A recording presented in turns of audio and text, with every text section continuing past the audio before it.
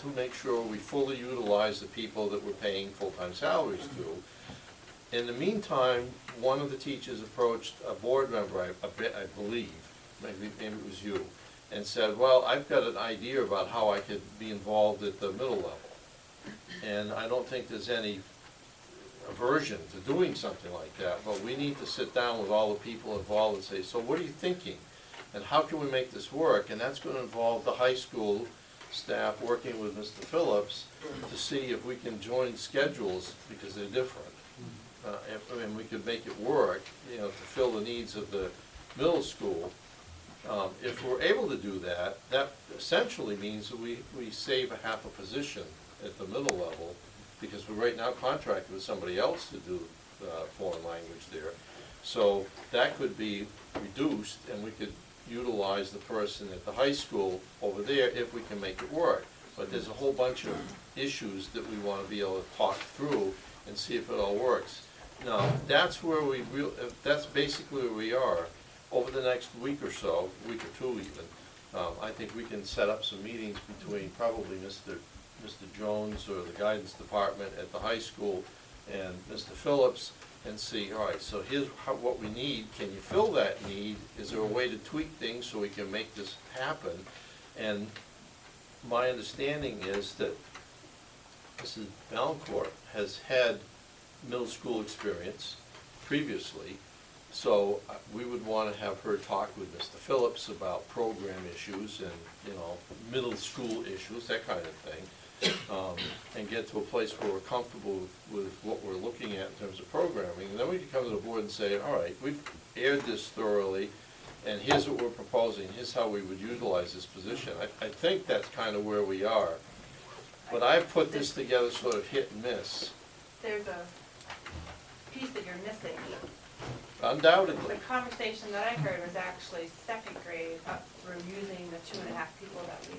Yeah, that's the way I agree. I thought, and you're right, we didn't get into the So Kathy's logistics, but I thought that we had kind of, as a board, talked about knowing that we had some room in the foreign language area, that we wanted to see that happen down there. So I don't think we necessarily passed to you or to the, you know, leaders or anything like that, and maybe that was our fault for not being that prescriptive, but I think that was the intention of the board, was that we wanted to try and utilize the people we had in-house to go as young as second grade if possible. And this, we have not taken, you know, any kind of formal vote on, but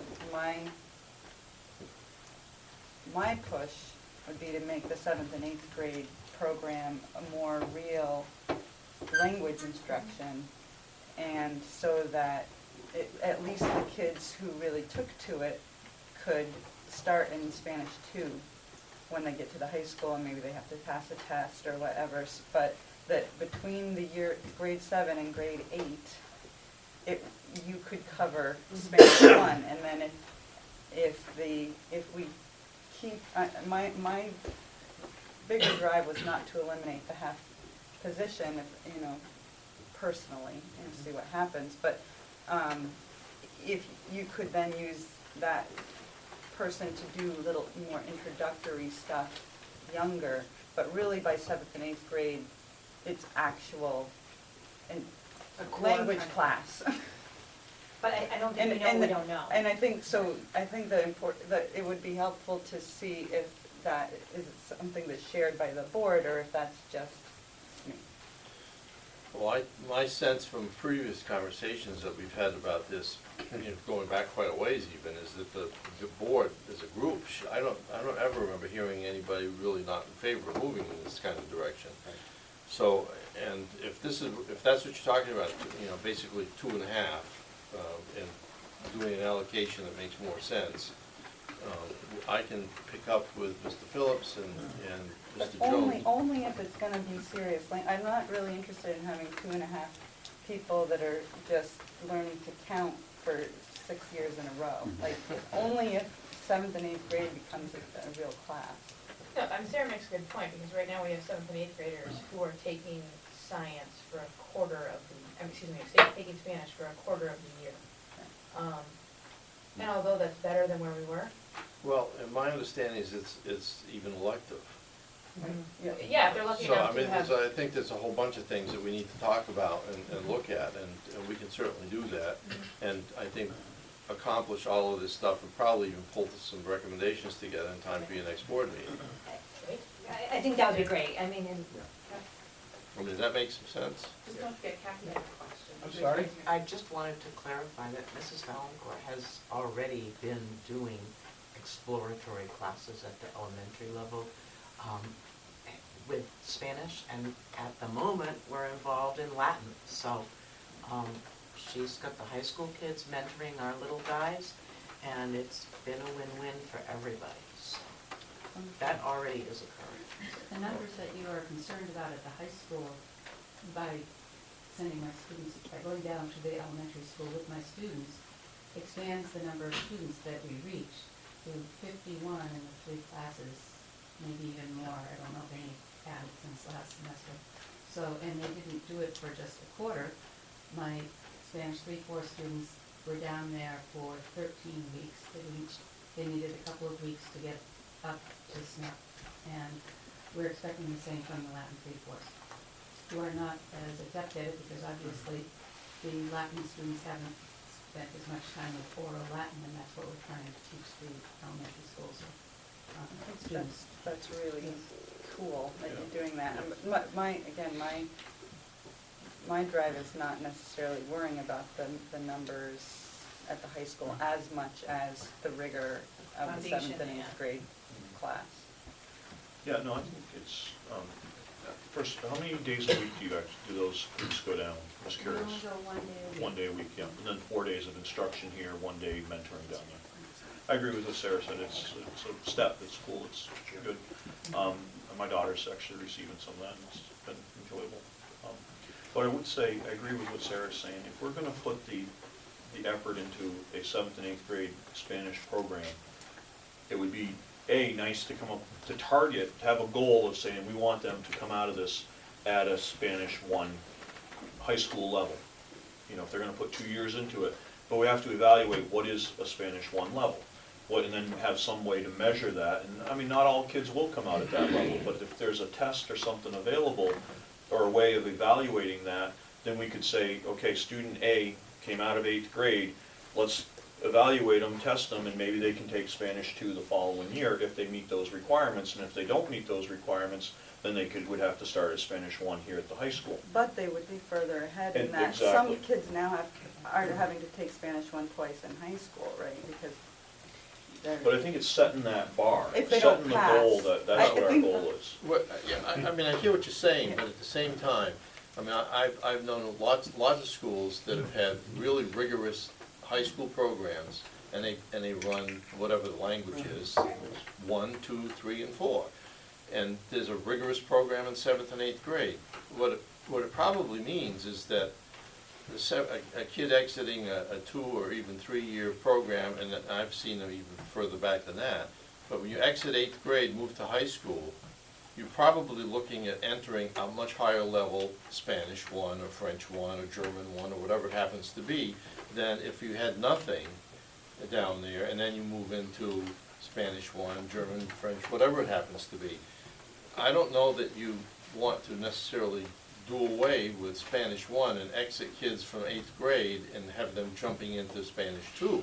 If that's what I don't know, maybe I misunderstood. I'm they're not doing doing away with it, but that some I think kids will be Mrs. able to test Valancourt has a out. thought she Yeah. would like to. You look like you had a thought. Well, I'm just watching, there's been some misinformation. I have not spoken to any of the school board members about this. I talked with my principal, Mr. Jones, and I believe I gave a copy of what we were thinking to Mr. Phillips so that he would be on board. And when the school board said you'd like to get together, I think all 3 of us expected that maybe we would get together and discuss it, but it never happened because obviously there have been a lot of other issues on board.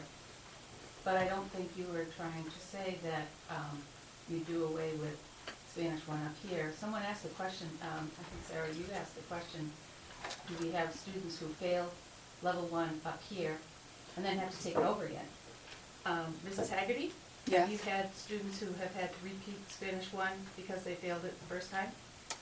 Yes, we have. We have 2 sections of Spanish 1, and sometimes I'm having hers again, sometimes she's having mine again. Right, so yeah. my point is just some kids will benefit by being able to skip Spanish 1. Yes, And some kids exactly. may benefit by being able to pass Spanish 1. Right, And you- exactly. Yeah. And you don't have to worry about, we align our curriculum to the national language curriculum. So there is a Spanish 1 curriculum, there's a Latin 1 curriculum, there's a French 1 curriculum, and all of that. And we align our curriculum to that. So we would continue to do so, would you not say? Pardon? We would continue to align our curricula to the national standards. Right, right. But would it be- Competency-based, so if Right. we meet the competency, and we decide that the competency is gonna be taught in 7th and 8th grade, and you meet the competency in 8th grade, what we're saying is you don't have to repeat that in 9th grade. Right. Now, if we're gonna go down this path, I think there's other conversations to be had about things like math, science. If students are meeting competencies in 8th grade, should they be then retaking them in high school? Personally, I think no. But I think that if we're gonna go down this road, then we really, I mean, these are conversations we need to Well, have. and that's what the PACE program is all about, Exactly. preparing for Right. that. We had a So- curriculum coordinator.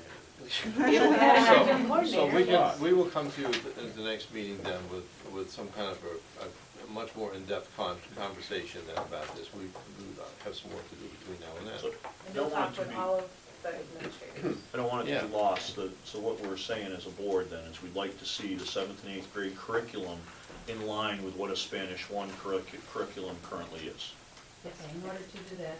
over a we could 2-year follow period the- instead of a 1-year period. Right. There Or one. obviously needs to be. Or have a goal of that, yes. Adjustments made. Well, we have a myriad of conversations that we have Well, to. right, and I think that's all for, you guys will certainly have to work on, it may not be, I mean, to bring that back to us, but there's been a lot of conversations I've heard, I mean, I've heard we move to 1 language starting in the, or do we keep doing, we talk about Spanish, where do French and Latin fall into this now, So all of those conversations, I think, you will all figure out what is best and most appropriate and gonna help the kind of kids learn, and, I think you kind of are hearing where we're at, but that's. I just have to make one comment on the Latin end.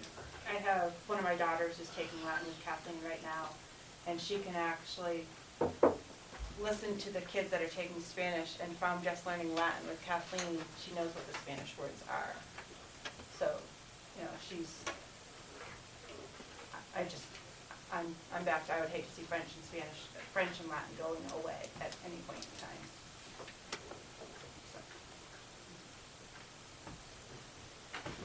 So I think we have a plan.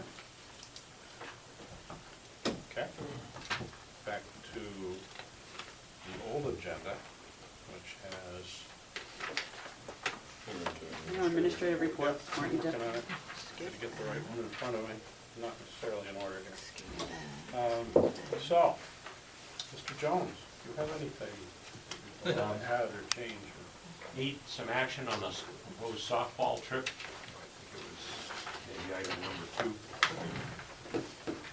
Is this the same one they take every year? They have for the past few years, yes. Goffstown, have some indoor games with Goffstown. Make a motion, we accept the trip for the softball team to go to Goffstown for the 2 days, April 1st and April 2nd.